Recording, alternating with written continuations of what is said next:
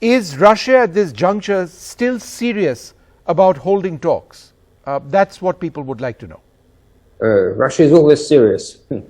So, and talks should be really, forward-looking and listening to each other, because what we hear right now is just mass propaganda about the Russian invasion, which never happened in all the dates which were announced before by the Western media, even by the Western officials. So we would then probably suggest to provide us with the calendar of the Russian invasion so that we could plan some vacation. Right.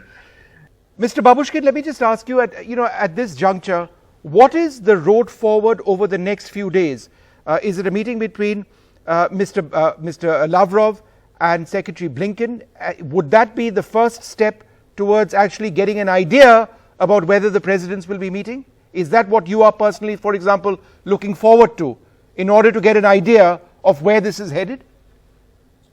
Russia has always been supportive of dialogue efforts, starting when the Minsk package of measures was adopted in 2015. The very next day, the implementation should have started, but it didn't happen, unfortunately, so well. And all these years, we have no progress at all in the implementation of Minsk agreements. Right. So, and dialogue is always important, and we still believe that the dialogue is the only way to resolve the problem, but it should be meaningful. It should be purposeful.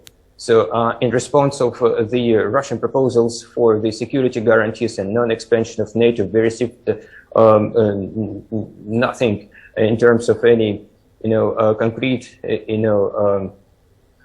reaction from the West, in spite of the fact that they keep telling that there is invasion, there is escalation, and so on and so forth. So you don't see any other news coming out from that side, in spite of sitting seriously at the negotiation table and to resolve the red lines, the very serious issues. Because in fact, what happened that during all these recent years, we have seen the expansion of NATO military activities in around Ukraine. It was a bit purely openly said that it was anti-Russian in nature. So, and after there was a huge multi-thousand ton supplies of military equipment from NATO, and especially US to Ukraine.